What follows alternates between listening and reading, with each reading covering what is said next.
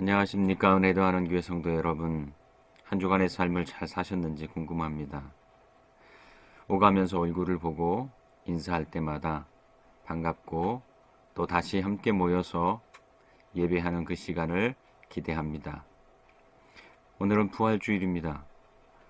부활주일 어떤 말씀을 전할까 잠시 고민했지만 빌립보서 말씀을 함께 우리가 듣고 그 말씀을 기억하며 또한 삶 속에서 살아가는 것이 바로 부활의 삶이라는 생각이 들어서 빌립보서 말씀을 순서대로 함께 보려고 합니다. 오늘은 빌립보서 1장 12절과 20절, 27절 말씀을 통해서 빌립보서 1장 말씀 전체를 생각해 보려고 합니다. 말씀의 제목은 오름의 태도입니다. 먼저 말씀을 제가 읽어드립니다. 12절입니다.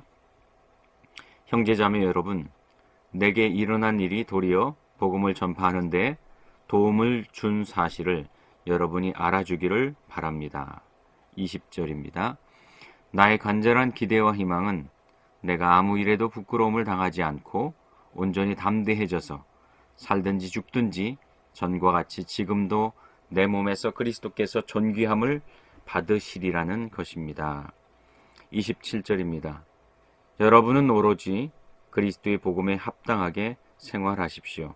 그리하여 내가 가서 여러분을 만나든지 떠나 있든지 여러분이 한 정신으로 굳게 서서 한 마음으로 복음의 신앙을 위하여 함께 싸우며.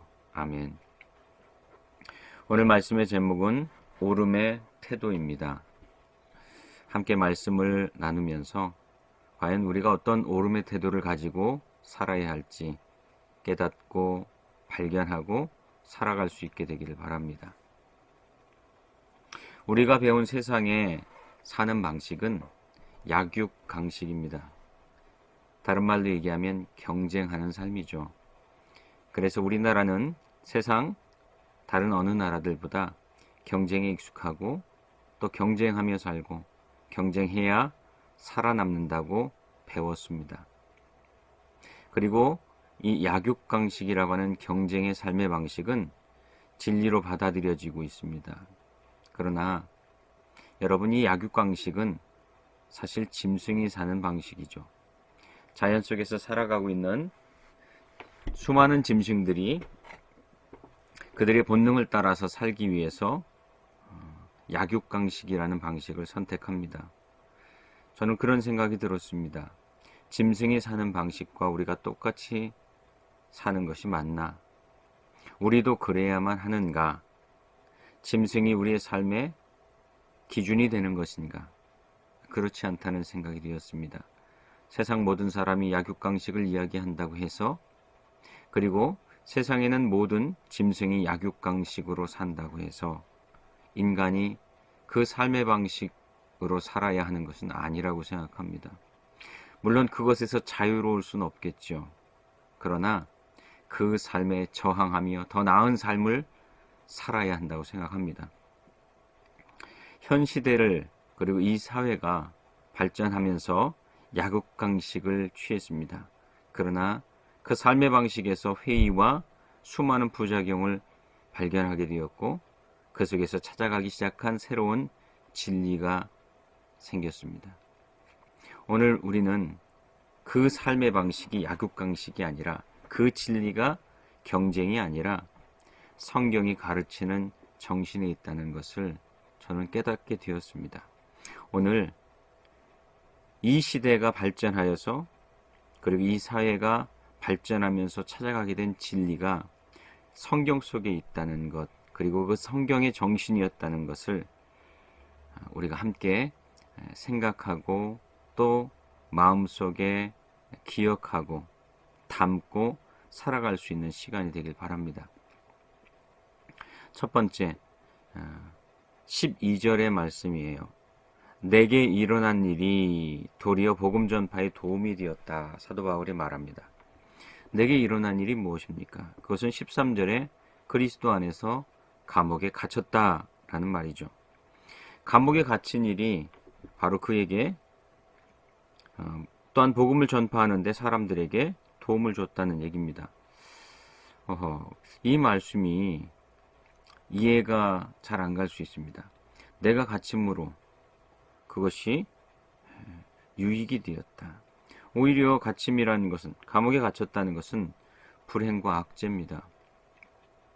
요즘 총선이 얼마 남기지 않은 상황이죠. 사전투표일입니다. 금요일과 토요일이죠. 이 설교를 들을 때는 아마 사전투표일은 지나갔을 겁니다. 사전투표하기 전에 수많은 사람들에 대한 소개 찌라시가 왔죠. 팜프렛이 왔습니다.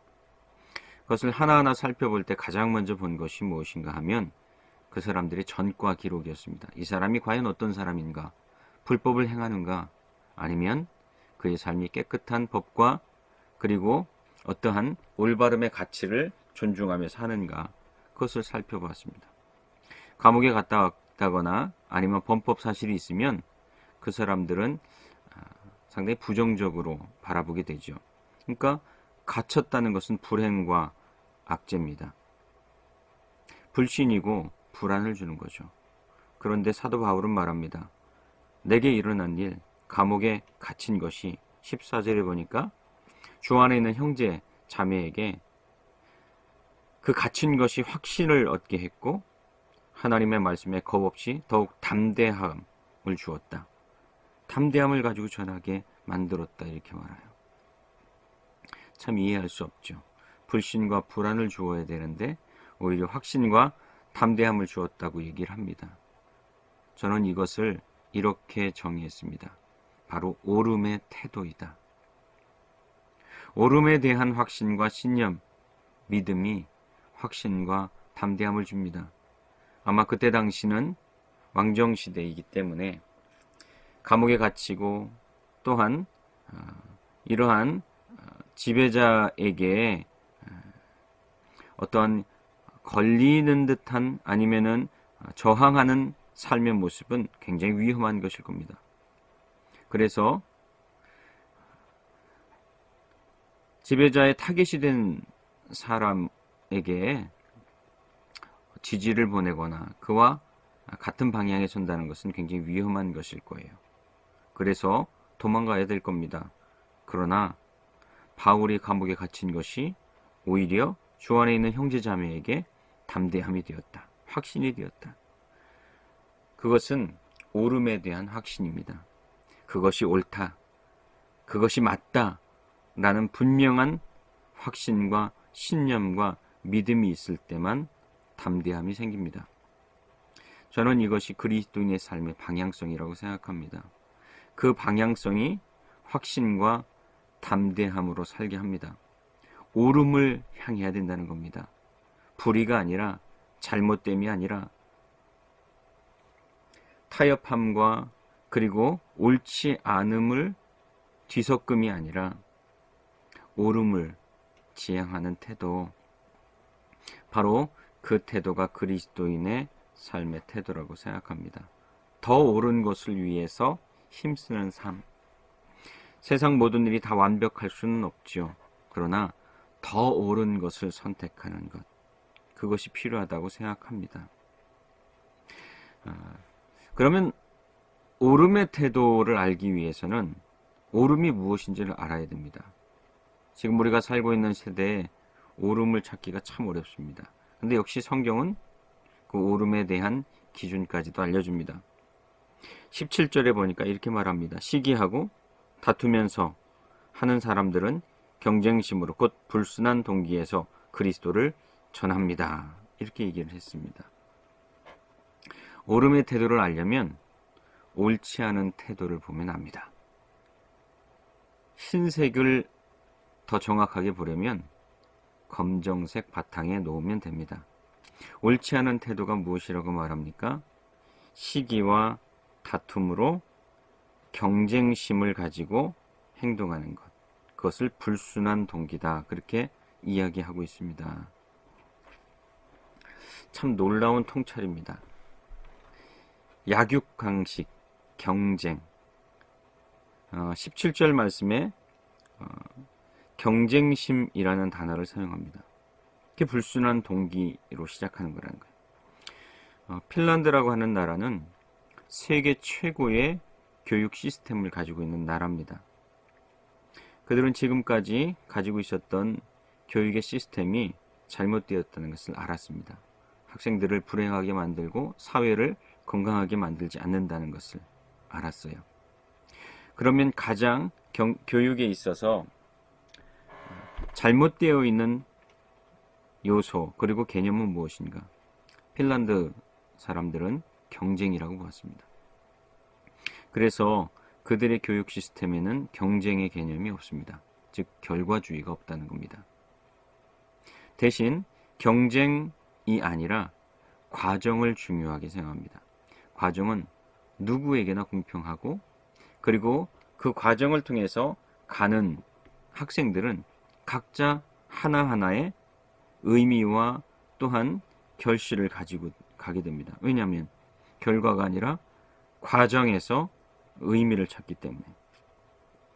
그래서 핀란드는 경쟁이 아니라 결과가 아니라 과정. 수학을 배울 때에도 풀이하는 과정. 그것이 왜 그런 공식이 나왔는지 그 과정을 이해하는 것을 더 중요하게 생각합니다. 의자를 빼앗는 것이 아니라 각자 의자를 만들 수 있도록 만들어주는 환경. 그런 놀이가 있죠. 10사람이 의자 5개를 놓고 먼저 앉는 게임. 그래서 나머지는 탈락하는 거죠. 그것을 경쟁이라고 합니다. 우리는 지금까지 그렇게 경쟁하며 살았습니다. 그러나 이제는 그렇게 살면 안 된다는 거죠. 각자의 의자를 만들 수 있도록 해줘야 되는 겁니다. 그래서 교회는 경쟁하는 것이 되어서는 안 됩니다. 더 경쟁하고 더 수고하고 더 일해서 무엇인가 칭찬을 받아야 되는 것이 아니라 하나님 안에서 하고 싶은 것을 하고 자원하고 협력하고 서로 칭찬하고 격려하는 것. 그것이 바로 교회가 되어야 되는 거죠. 그리스도인은 경쟁하며 빼앗는 탐욕하는 삶을 추구하지 않습니다. 그런 삶으로 삶의 기준을 삼아서는 안 되는 겁니다. 오름의 태도, 경쟁이 아니라는 거예요. 그러면 경쟁으로만 살아왔던 우리에게 다른 기준이 있어야 된다는 말인데 무엇을 기준으로 삼아야 합니까? 두 번째, 20절입니다. 나의 간절한 기대와 희망은 내가 아무 일에도 부끄러움을 당하지 않고 온전히 담대해져서 살든지 죽든지 전과 같이 지금도 내 몸에서 그리스도께서 존귀함을 받으시리라는 것입니다. 이렇게 얘기했습니다. 나의 간절한 기대와 희망이라고 얘기했습니다. 바로 그리스도의 영광을 위해 사는 것. 부끄러움을 당하지 않고 살든지 죽든지 그리스도께서 존귀함을 받는 것. 사도 바울은 이렇게까지 얘기합니다. 21절에 사는 것이 그리스도니 죽는 것도 유익하다. 내가 죽어서 더 큰 영광을 하나님께 드릴 수 있다면, 예수님께 드릴 수 있다면 그것도 기쁘다. 이렇게 말하는 겁니다.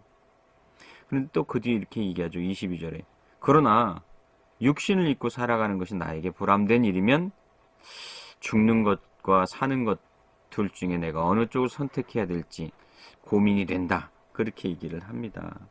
참 대단한 사람이죠. 놀라운 고백이죠. 내가 죽는 것이 그리스도께 유익이 된다면 나는 죽는 것도 기쁘다. 그러나 내가 사는 것 때문에 너희들이 유익을 받는다면 사는 것도 나쁘지 않는 것 같다. 참 놀랍습니다.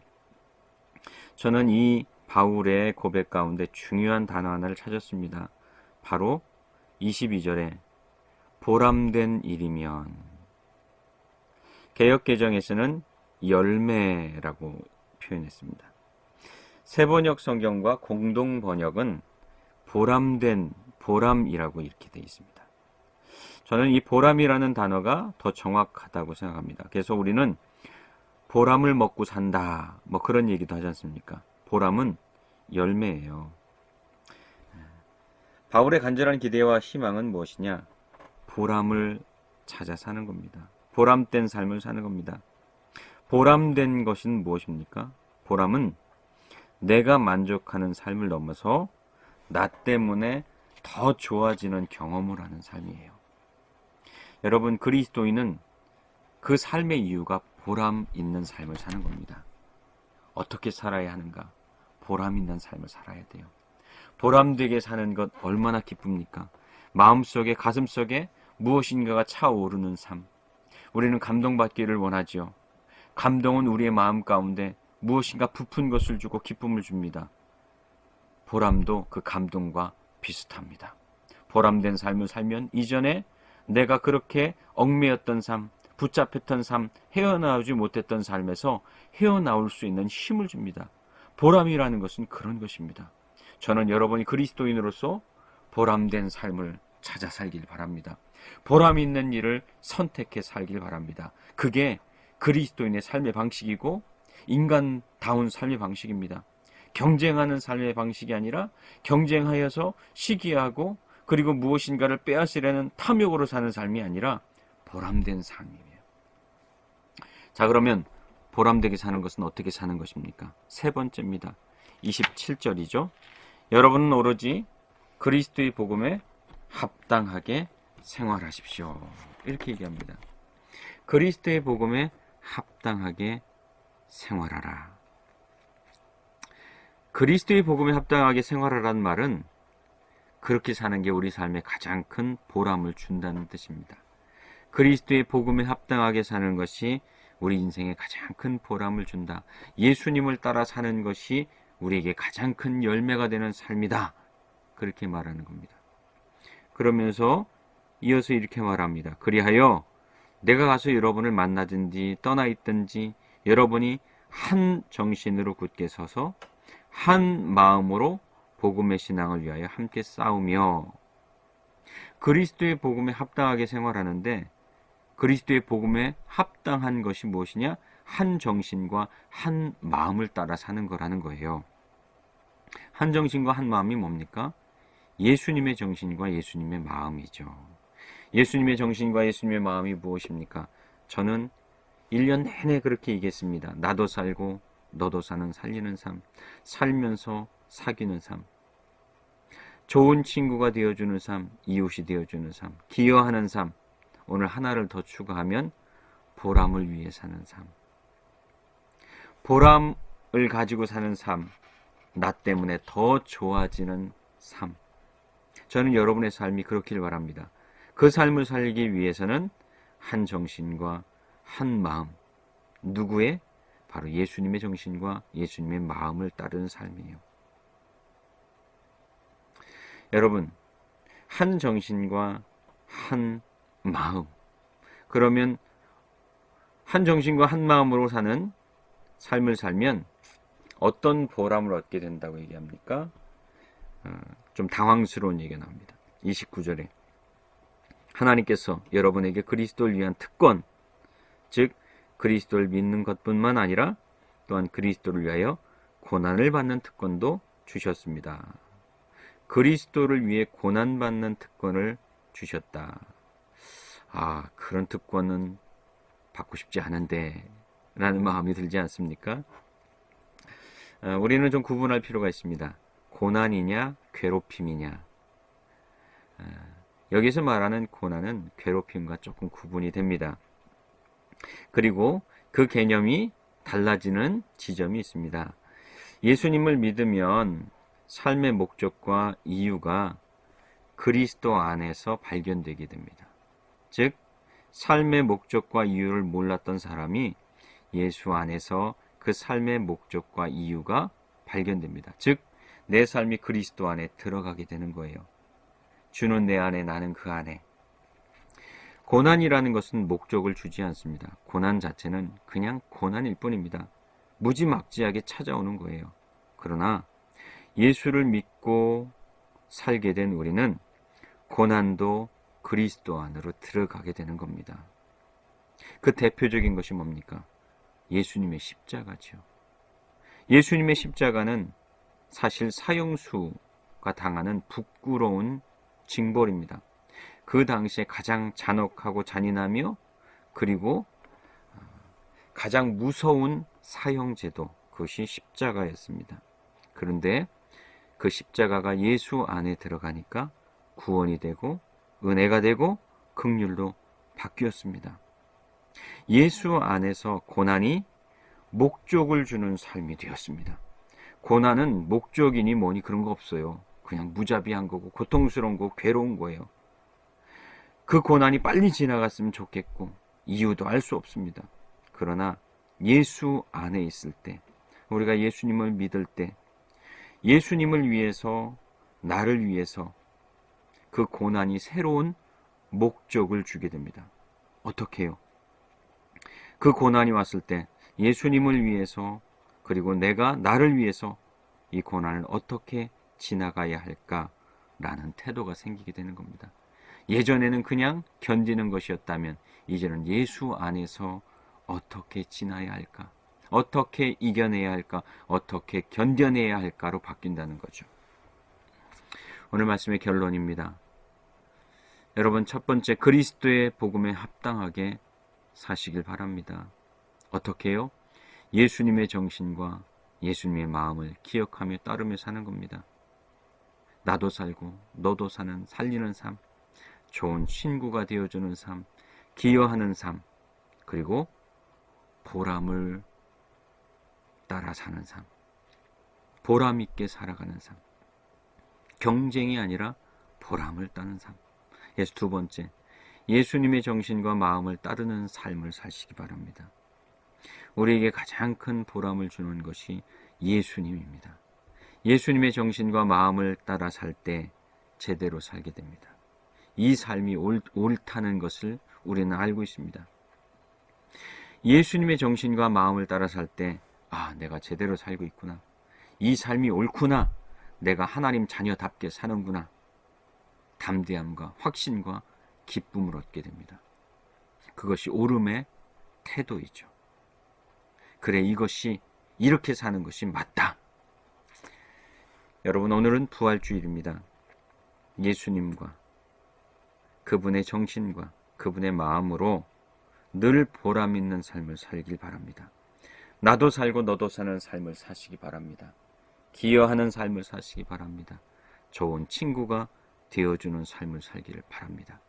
우리는 경쟁하며 시기하며 탐욕하며 사는 것이 아니라 보람으로 사는 사람들입니다.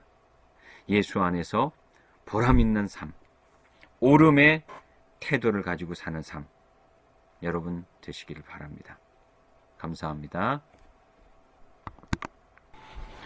안녕하십니까, 은혜 더하는 교회 성도 여러분.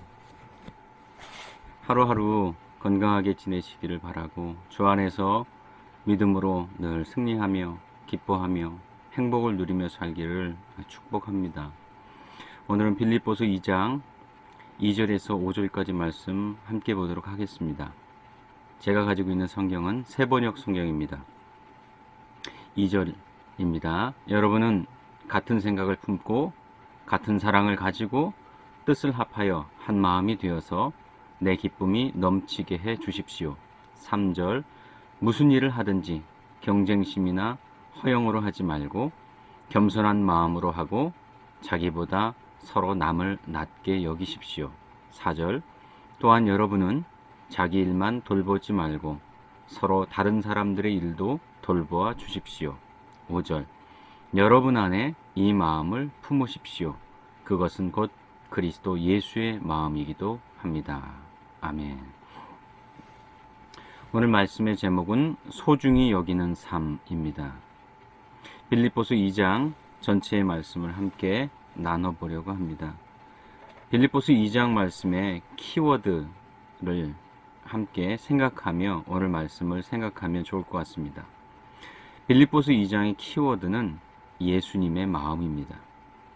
5절에 여러분 안에 이 마음을 품으십시오. 그것은 곧 그리스도 예수의 마음이기도 합니다. 라고 했습니다. 예수의 마음. 그 예수의 마음이 무엇인가를 아는 것이 빌립보서 2장의 핵심입니다. 바울은 그 예수의 마음을 설명하기 위해서 세 가지 이야기를 연결해서 얘기합니다. 첫 번째는 같은 생각을 가져라. 두 번째는 그 같은 생각을 가지고 어떻게 살아야 하는가. 그리고 그렇게 산 두 사람을 소개해 줍니다. 첫 번째, 같은 생각입니다. 2절에 보면 여러분은 같은 생각을 품고 같은 사랑을 가지고 뜻을 합하여 한 마음이 되어서 내 기쁨이 넘치게 해 주십시오 라고 얘기합니다.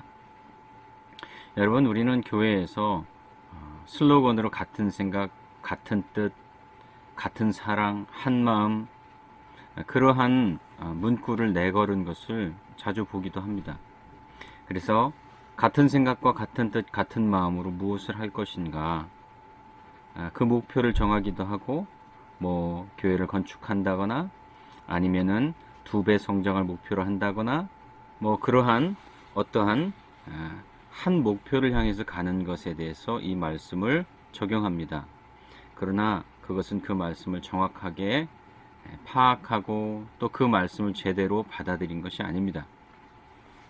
같은 생각, 같은 사랑, 그리고 같은 뜻, 한 마음이라는 것은 주제가 있어야 합니다. 무엇과 같은 생각, 누구와 같은 생각, 누구와 같은 사랑, 누구와 같은 한 마음, 바로 그 주어입니다.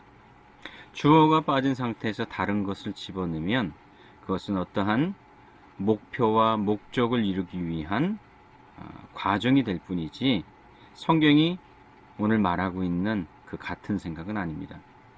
누구와 같은 생각이냐는 거죠.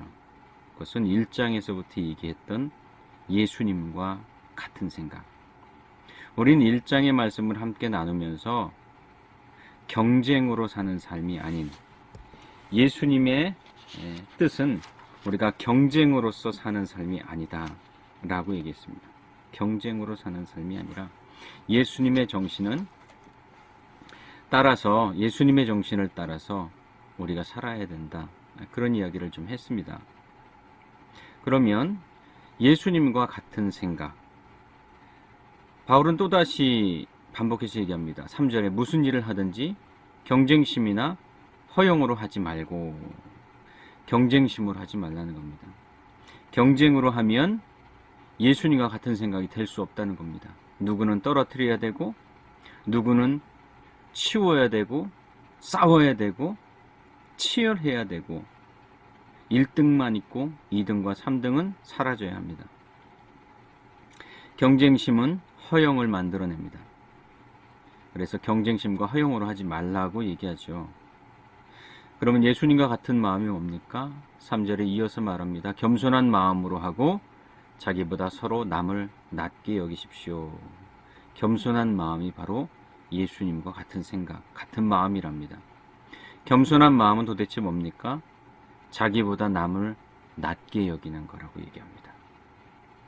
그리고 두 번째, 겸손한 마음은 4절에 나오는 것처럼 자기 일만 돌보지 말고 서로 다른 사람들의 일도 돌봐 주십시오. 겸손함의 특징은 자기만을 돌보지 않는 것이죠. 교만한 사람의 특징은 자기만을 돌보고 자기만을 위해 사는 겁니다. 자기 일만 돌보지 말고 다른 사람의 일도 돌보아 주라. 그것이 바로 5절에 그리스도 예수의 마음이다. 이렇게 얘기를 합니다. 여러분 안에 이 마음을 품으라 얘기를 하는 거죠. 그리고 예수님의 마음은 어떻게 나타났느냐? 7절에 보니까 종의 모습으로 사람과 같이 되어 성육신으로 나타났다는 거죠. 예수님이 사람이 되었다는 겁니다. 그리고 8절에는 낮추어졌을 뿐 아니라 죽기까지 순종했다. 바로 십자가에서 죽으셨다 그 말입니다. 그랬더니 어떻게 됐습니까? 9절에 하나님께서 그를 지극히 높이시고 모든 이름 위에 뛰어난 이름을 그에게 주셨다. 즉 부활과 승천으로 높이셨다는 말입니다. 그러니 예수님의 마음으로 살으라는 겁니다. 예수님의 마음으로 겸손함으로, 경쟁이 아니라 허영이 아니라 겸손함으로 자기 일만 돌보는 것이 아니라 다른 사람의 일도 돌보는 예수님의 성육신과 십자가의 그 마음을 가지고 살면 하나님이 높여주신 부활과 승천처럼 너희들도 하나님께서 높여주신다. 그렇게 말씀하시는 거죠. 예수님의 마음으로 사는 것이 그래서 하나님의 자녀다운 삶이라고 바울은 얘기하는 겁니다. 바로 그 자녀다운 삶을 12절에서 18절까지 얘기하는 겁니다. 그러면 예수님의 마음으로 살려면 어떻게 해야 될까요? 우리가 두 번째 살펴볼 주제입니다. 예수님의 마음으로 살려면 순종으로 두렵고 떨리는 마음으로 자기 구원을 이루어가라. 12절에 그렇게 얘기를 하고 있습니다. 순종으로 두렵고 떨리는 마음으로 자기 구원을 이루어가라. 여기에 독특한 표현이 나오죠. 자기 구원을 이루어가라. 자기 구원. 자기 구원이라는 말이 참 독특합니다. 성경에는 구원이라는 말을 여러 가지로 표현할 때가 많습니다. 병에서 고침받을 때도 구원이라고 얘기했고, 또 십자가를 통해서 우리의 영혼을, 우리의 삶을 구원하신 것도 구원이라고 얘기했고, 또 오늘 자기의 구원을 이루어가라 그렇게 얘기합니다. 여기서 말하는 자기의 구원은 하나님의 자녀답게 변해가는 과정을 말합니다. 우리가 하나님 자녀로 하나님을 믿으며 산다고 하면서 우리의 삶이 지옥일 때가 많습니다. 하나님을 닮지 않은 마귀처럼 그렇게 살아갈 때도 있습니다. 그 모습에서 자기를 구원하며 살아가라 이 말이죠. 어떻게 해야 되느냐? 14절에 보니까 이렇게 말합니다. 무슨 일에든지 불평과 시비를 하지 말고. 불평과 시비하지 말라는 것은 앞에서 얘기했던 겸손과 역시 연결되어 있습니다. 겸손은 경쟁하지 않는 것, 경쟁으로 살지 않는 것. 경쟁에 내몰린 우리의 삶이기 때문에 어떻게 경쟁 없이 살겠습니까? 그러나 경쟁을 위해서 살지 않을 수는 있습니다. 겸손함으로 살 수 있습니다. 불평과 시비로 살아가는 것은 바로 경쟁하기 때문에 그렇습니다. 두 번째는요, 15절에 구부러지고 뒤틀린 세대 가운데서 하나님의 흠없는 자녀가 되어야 합니다 라고 얘기를 합니다. 여러분, 구부러지고 뒤틀린 세대라고 얘기하면 우리는 그냥 선입견을 가지고 쉽게 젊은 세대라고 생각합니다. 그러면서 혀를 쯧쯧쯧쯧 차죠. 요즘 애들은 버릇이 없어. 아닙니다. 더 많이 구부러지고 더 많이 뒤틀린 세대는 바로 기성세대인 우리들입니다. 나무도 어린 나무는 직선입니다. 곧습니다. 그러나 오래될수록 더 많이 뒤틀리고 더 많이 구부러지게 됩니다. 여러분, 이 말씀은 우리에게 하는 말입니다. 기성세대인 우리들에게 하시는 말씀입니다. 우리가 구부러졌고 우리가 뒤틀린 세대입니다. 우리가 만든 세상이 다음 세대를 불행하게 하는 겁니다. 세월호 6주기가 이번 주간에 있었습니다. 세월호 이야기라면 불편하게 생각하는 분들이 있습니다. 또 여러 가지 말들도 많았습니다. 그러나 저는 그래서는 안 된다고 생각합니다. 금기도 아니고 말할 수 없는 것도 아닙니다. 우리는 이 불행한 사건을 추모해야 합니다. 그냥 어떤 말을 하기보다는 그냥 추모하면 됩니다. 분명히 세월호 사건은 사고였습니다. 그런데 그 사고가 왜 사건이 되었는지 우리는 고민해야 되는 겁니다. 어른인 우리가 만들어 놓은 세상에서 그 아이들은 보호받지 못해서 그 아이들 다 죽은 겁니다. 그러나 선장과 선원들 같은 어른들은 속옷만 입고 뛰쳐나와서 살았습니다. 여러분, 그래서 우리는 어떻게 이 뒤틀린 세상을 바르게 살 것인가를 고민해야 되는 겁니다. 뒤틀려버린 우리가 어떻게 다시 이 세상에 더 이상 뒤틀림이 없는 바른 삶의 모습으로 설 것인가를 고민하는 거죠. 바울은 이렇게 말합니다. 16절, 생명의 말씀을 굳게 잡으십시오. 생명의 말씀을 굳게 잡으라. 그냥 잡으라가 아니라 굳게 잡으라고 합니다. 그러면 바울이 지금까지 다름질하고 수고하면서 전해주고 가르친 것이 헛되지 않을 것이다 라고 얘기합니다. 그러면서 이 생명의 말씀을 붙잡아 산 사람을 소개합니다. 바로 19절에서 30절까지의 내용이에요. 바로 디모데와 에바브로디도 이야기입니다. 여러분, 디모데와 에바브로디도는 어떻게 살았습니까? 첫 번째 디모데입니다. 20절과 21절에 보면 이렇게 말하죠. 나에게는 디모데와 같은 마음으로 진심으로 여러분의 형편을 염려해 줄 사람이 아무도 없습니다. 모두 다 자기의 일에만 관심이 있고 그리스도 예수의 일에는 관심이 없습니다. 모두 자기 일에만 관심이 있다. 그렇게 얘기했습니다. 그런데 디도는 그렇지 않았다는 겁니다. 디도는 사도 바울도 염려해 주었고 또 이 편지를 받는 성도들을 또 염려하는 사람이었습니다. 그러니까 디모데는 염려해 줄 아는 사람, 관심을 줄 아는 사람이었다는 거죠. 그런데 놀라운 것은 이것이 예수의 일과 관련이 있다는 얘기예요. 두 번째 에바브로디도 이야기입니다. 25절에서 30절까지 내용이에요. 이 에바브로디도는 병에 걸렸었습니다. 병에 걸려서 죽을 뻔했다고 얘기를 합니다.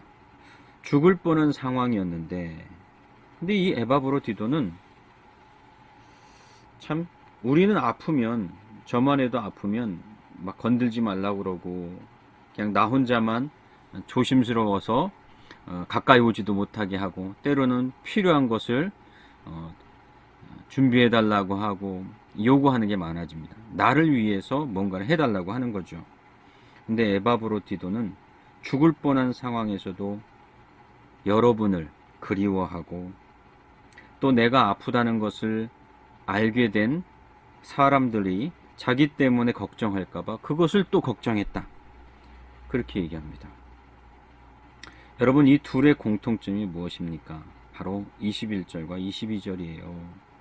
모두 자기만을 위해서 살 때, 예수의 일에도 관심이 없고 남을 위한 것에도 관심이 없을 때 그들은 다른 사람에게 관심을 가졌고 그들을 위해서 무엇인가를 하려고 했다는 겁니다. 그리고 이것을 바울은 예수의 일이다, 그렇게 얘기를 합니다. 바로 3절과 4절에 나오는 것처럼 그것이 예수의 일이에요. 무슨 일을 하든지 경쟁심이나 허영으로 하지 말고 겸손한 마음으로 하고 자기보다 서로 남을 낮게 여기고, 또한 여러분은 자기 일만 돌보지 말고 서로 다른 사람의 일도 돌봐 주십시오. 정말 그렇게 살았던 사람이 디모데와 에바브로디도의 모습 아닙니까? 나도 살고 너도 사는 살리는 삶, 친구가 되어주는 삶, 기여하는 삶, 그리고 지난주에는 경쟁하는 삶이 아닌 서로를 섬기고 도와주고 예수님처럼 그러한 모습으로 살아가야 된다. 바로 오름의 태도에 대해서 얘기를 했죠. 오늘 하나 더 추가하면 소중히 여기는 삶입니다. 나뿐 아니라 남도 소중히 여기는 삶. 그래서 나도 살고 너도 사는 살리는 삶이죠. 바울은 당부하고 부탁합니다. 그를 주 안에서 기쁜 마음으로 영접해달라. 바로 29절에서 30절까지 말씀이에요. 그는, 에바브로디도는 그 그리스도의 일 때문에 거의 죽을 뻔했다. 나를 위해서 여러분이 못다한 봉사를 채우려고 그 삶을 살아내려고 자기 목숨을 아끼지 않았다라고 얘기합니다. 오늘 말씀의 결론입니다. 예수님과 같은 생각은 예수님의 마음으로 살 때만 가능합니다. 생각은 마음에서 나오기 때문에 그래요. 그래서 마음이 아닌 것은, 흉내내는 것은 다 들통나고 드러납니다. 뿌리 없는 나무처럼 순식간에 뽑혀버립니다. 그 예수님의 마음을 담는 화분이 무엇입니까? 순종과 겸손이라고 얘기를 하는 겁니다. 순종과 겸손. 바로 그것이 없으면 믿음도 잘할 수 없습니다. 언제나 그 자리인 거죠. 그리고 예수님의 마음에 내린 뿌리가 생명의 말씀입니다. 그래서 그 말씀에 순종하며 사는 삶, 예수님처럼, 디모데처럼, 에바브로 디도처럼 소중히 여기며 사는 것, 오직 나와 내 가족, 내 일만 소중히 여기는 삶에서 나와 너, 우리, 그리고 더 나은 세상, 하나님 나라를 꿈꾸는 것이 그리스도인이 소중히 여길 줄 아는 하나님의 자녀로 사는 삶의 방식입니다. 은혜 더하는 교회 성도 여러분, 바울은 빌립보서 2장에서 우리에게 말합니다. 소중히 여기면서 삽시다 라고 말합니다. 여러분, 소중히 여기는 삶으로 살아가시길 바랍니다. 감사합니다.